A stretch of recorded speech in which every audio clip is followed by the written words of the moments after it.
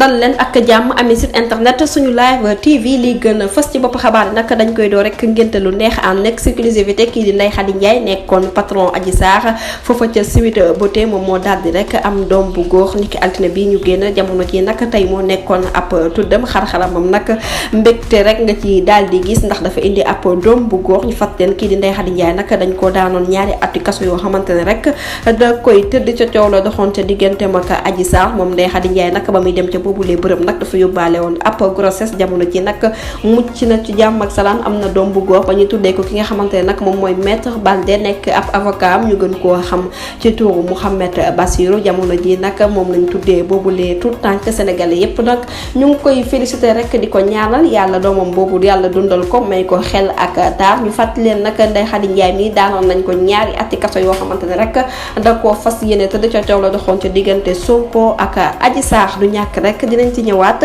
ci yeneen i jotaay xabaar jërë ngeen jëf ci teewlu bi bu leen fàtte abonné bés cloche de notification